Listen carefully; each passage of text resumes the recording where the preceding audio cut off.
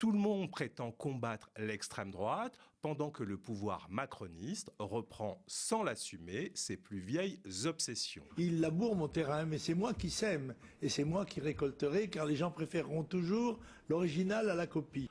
Au football, la VAR, VAR, c'est l'assistance vidéo à l'arbitrage. Et aux médias, c'est la vérification de la parole publique. Dans cet épisode, on va s'intéresser à une revendication historique de la droite dure, des syndicats policiers jusqu'aux boutistes et de l'extrême droite, longtemps qualifiée de dérive et qui vient d'être votée comme une mesure de gouvernement, la présomption d'usage légitime des armes pour les forces de l'ordre, ou comment ce qui était présenté hier comme une dérive devient aujourd'hui une politique publique. Longtemps, la présomption de légitime défense pour les policiers a été présentée comme une idée excessive, une idée dangereuse, une idée à l'américaine, disait même Gérald Darmanin. Puis la mesure a été reformulée, ripollinée, rebaptisée, et la voilà aujourd'hui présentée sous une forme à peine plus élégante, la présomption d'usage légitime des armes. C'est la même idée que la présomption légitime de défense, mais rhabillée avec un costume 3 pièces et un nom plus présentable. Avant d'être adoptée début juillet en première lecture à l'Assemblée, cette idée a pourtant été rejetée pendant des années par tous les ministres de l'Intérieur qui expliquaient que l'on ne pouvait pas offrir aux policiers une forme de permis de tirer, pour ne pas dire de tuer. J'ai vu que Marine Le Pen proposait la présomption de légitime défense pour les policiers. Oui, ça vous paraît bien comme idée Je trouve que l'état actuel du droit, même s'il est difficile pour les policiers, représente un bon équilibre. On ne peut pas donner aux policiers un permis de tirer. C'est un permis de tirer à vos yeux? Bah oui, c'est pas possible. Manuel Valls rejette l'idée de présomption de légitime défense, mais il souhaite engager une réflexion. Une réflexion pour mieux protéger le statut des policiers, sans pour autant aller jusqu'à la présomption de légitime défense défendue par la droite durant la campagne présidentielle. Marine Le Pen, Gérald Darmanin, on a regardé son projet en matière de sécurité. On voudrait avoir votre avis sur la présomption de légitime défense pour les policiers. Alors absolument non. Je pense que d'ailleurs derrière cette proposition démagogique, il y a une vision à l'américaine de Madame Le Pen. Elle veut répondre à la violence qui existe par la violence. Et ça, c'est la guerre de tous contre tous. Quand vous avez une arme, vous devez faire extrêmement attention à la façon dont vous l'utilisez. Si vous partez du principe qu'il y a une légitime défense, alors vous faites plaisir peut-être à des réflexes que l'on connaît bien, parce que l'hyperviolence existe bien évidemment, mais qui mènera, à la violence dans le pays, et ne protégera pas les policiers et les gendarmes. Hier encore, cette mesure était donc jugée démagogique, dangereuse et contraire à l'idée même d'un état de droit équilibré. Puis, elle est revenue, sous un autre nom, avec un autre emballage, mais avec la même logique. Et cette fois, le pouvoir l'assume. Et je crois vraiment que c'est une évolution significative. Une évolution significative, oui. D'autant plus significative qu'elle consiste à reprendre une vieille revendication de la droite la plus dure, des syndicats policiers les plus offensifs et de l'extrême droite. Elle figurait d'ailleurs dans le programme présidentiel de Jean-Marie Le Pen en 2007. Le FN, devenu RN, continue depuis de porter cette vieille idée. Mais ce qui était considéré en 2008 comme une dérive extrémiste est devenu en 2026, grâce à une proposition de loi d'un député LR soutenu par le gouvernement, une mesure de gouvernement. Mais ce glissement ne date pas d'hier, il ne commence même pas en 2017. Il a commencé il y a plus de 40 ans dans les rues de Paris. Le cortège rencontre tout au long de son parcours des barrages de police étonnamment bienveillants. Destination, à nouveau la place Vendôme, où attend Jean-Marie Le Pen, le leader de l'extrême droite, devant le ministère de la Justice, puis place Beauvau, devant les grilles du ministère de l'Intérieur. Les Français ont pu croire ce jour-là que ceux qui avaient la responsabilité du maintien de l'ordre pouvaient se permettre de créer le désordre dans les rues de Paris en toute impunité. Erreur. Le soir même, 2 têtes tombent. Monsieur Perrier, préfet de police, démissionnaire. Monsieur Cousseran, directeur de la police nationale, révoqué. Puis aussi, le commissaire Nadine Joly et ses 2 adjoints, l'officier de paix Letellier et le commandant Millot. Tous 3 pourraient être mutés. On leur reproche la participation massive de leurs hommes en tenue et armés aux manifestations du 3 juin. Des policiers manifestent illégalement avec la complicité d'autres policiers chargés de les encadrer sous les encouragements de Jean-Marie Le Pen venu les soutenir. Mais ce jour-là, l'État répond fermement. Préfet démissionné, directeur de la police révoqué, syndicaliste sanctionné.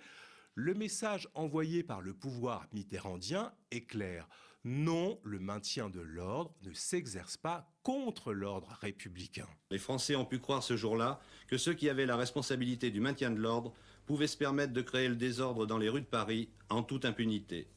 Erreur. Ne pas permettre de créer le désordre en toute impunité. 40 ans plus tard, cette certitude a sérieusement diminué. Des centaines de policiers défilent sur les Champs-Élysées. L'image est rare, à la hauteur de leur colère. Ils viennent d'apprendre que l'un de leurs collègues a été mis en examen pour homicide volontaire. Pour eux, samedi, quand il a tiré sur un homme à Noisy-le-Sec, leur collègue était peut-être en état de légitime défense. Il a tiré parce qu'il s'est estimé, lui, en état de légitime défense. Mais le policier est mis en examen pour homicide volontaire, car sa version est contredite par l'autopsie et un témoignage qui tente à prouver que l'homme a été tué d'une balle dans le dos. Le président candidat, qui est revenu sur le principe de la légitime défense des forces de l'ordre, réclamé le matin même par le syndicat de police Alliance. Donc j'ai indiqué aux policiers que je comprenais leur émotion et que nous allons faire évoluer le concept de légitime défense autour de la notion de présomption de légitime défense. Cette mesure ne figurait pas jusque-là dans le programme du candidat Sarkozy. En revanche, elle existe bien dans le programme de Marine Le Pen qui réclamait la mise en place d'une présomption de légitime défense pour les forces de l'ordre. Une proposition revendiquée par le Front National qui se félicite aujourd'hui, je cite, d'une victoire idéologique. En 2012, entre les deux tours, cette fois, les policiers manifestent illégalement avec leur propre véhicule de fonction, gyrophare allumé, mais aucune sanction n'est prise. Comparons avec 1983, préfet démissionnaire, directeur révoqué, là, silence. Les deux finalistes de la présidentielle reçoivent même les syndicats policiers et Nicolas Sarkozy, en pleine chasse aux voix frontistes, se prononce pour la présomption de légitime défense. Le Rassemblement national parle alors, avec raison, de victoire idéologique. Depuis le début de la semaine, un mouvement de grève a gagné chez les policiers. Les agents contestent l'arrestation d'un de leurs collègues de la BAC de Marseille, suspecté d'avoir grièvement blessé à la tête Eddy, un jeune Marseillais.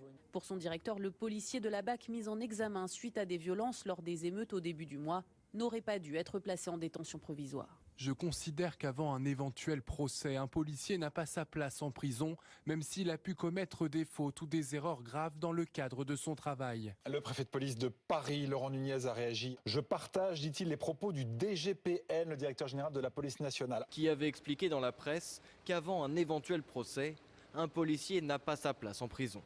Le directeur général de la police nationale est un grand policier. Il a parlé comme parle un chef vis-à-vis de ses policiers. Je le soutiens totalement et je suis très fier que ce soit mon collaborateur. Comparons encore avec 1983, un préfet démissionnaire, un directeur de la police révoqué pour avoir laissé le désordre s'installer. En 2023, c'est l'inverse exact qui se produit. Un directeur de la police contrevient à la neutralité et à la séparation des pouvoirs pour réclamer un régime d'exception afin d'éviter la prison préventive aux policiers. Des policiers, contrairement à vous et moi, au-dessus des lois. Et au lieu d'une sanction, comme en 1983, le fautif reçoit les félicitations du ministre de l'Intérieur. 40 ans plus tôt, l'État sanctionnait l'insubordination. En 2023, il la décore. En 40 ans, le pouvoir a fait son choix. Il a cessé de sanctionner la sédition policière pour finir par la décorer. En 1983, désobéir coûtait un poste. En 2023, cela vaut des félicitations. Pourfendeurs de cette loi et de votre action, ils disent aussi, depuis février 2017, ça a été x5 dans les tirs mortels en cas de refus d'obtempérer. C'est la statistique qu'ils brandissent. Je n'ai pas de raison de contester l'honnêteté intellectuelle des chercheurs dont vous relatez les travaux. Moi, les chercheurs sont utiles, mais le Parlement peut jouer son rôle de contrôle de l'exécutif. Que le Parlement créer une commission d'enquête, une mission d'information parlementaire. Bernard Cazeneuve assume sa loi, mais il prétend écouter les critiques, ces juristes, ces chercheurs qui alertent depuis des années sur les conséquences mortelles d'une loi jugée trop ambiguë et donc dangereuse. C'est la loi de février 2017 qui a étendu la légitime défense au fait de tirer sur des personnes qui ne présentaient plus une menace immédiate, mais qui pourraient en présenter dans le futur. Cette loi, elle est très problématique. L'IGPN, dès le mois de juillet 2017, publiait une note alors confidentielle pour expliquer que le nombre de tirs par les policiers avait cru de 50%. Cette loi, elle a multiplié par 6 le nombre de tirs mortels, si on compare les 5 années qui précèdent aux 5 années qui suivent la loi. Les chiffres sont effrayants. Le nombre de tirs mortels de policiers contre des occupants de véhicules en mouvement a été multiplié par 5 en 6 ans. Par 5, pas 10% de plus, pas une variation statistique, pas l'épaisseur du trait, mais 5 fois plus de morts. Et le plus troublant, c'est que cette hausse spectaculaire ne concerne que la police, pas la gendarmerie qui est soumise au même article de loi, mais chez qui l'usage des armes à feu continue de baisser. Même cadre légal, de trajectoire, de bilan totalement opposés. Ce qui change, ce n'est donc pas la loi elle-même, c'est la façon dont la police et la gendarmerie l'ont traduite à leurs agents de terrain. Bernard Cazeneuve a beau répéter qu'il n'existe pas de permis de tuer en France, les faits sont têtus. Depuis l'adoption de sa loi en 2017, on compte des dizaines de morts avec un pic de tir l'année même de la promulgation de sa loi. On peut discuter du mot permis, on ne peut pas discuter des chiffres.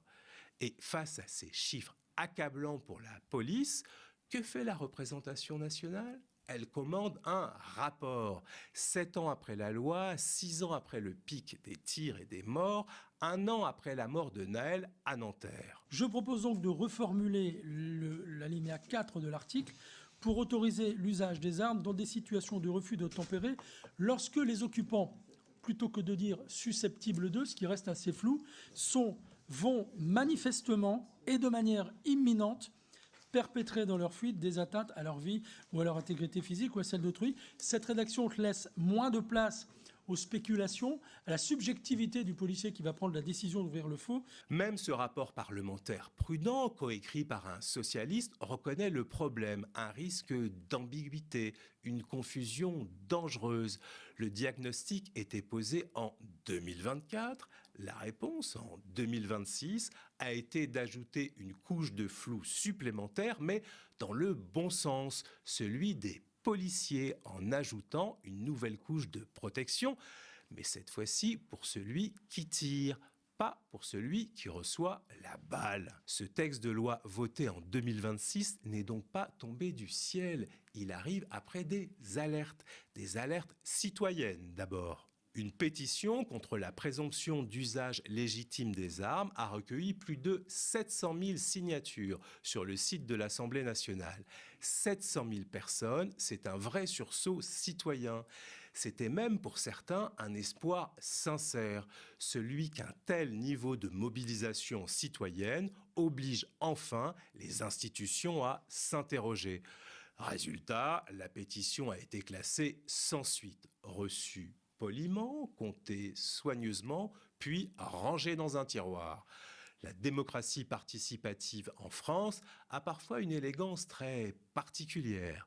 Elle vous écoute, elle vous compte et elle vous ignore. Il y a eu aussi une alerte institutionnelle, pas des militants, pas des associations, une autorité administrative indépendante dont le métier est précisément de dire simplement le droit, rien que le droit.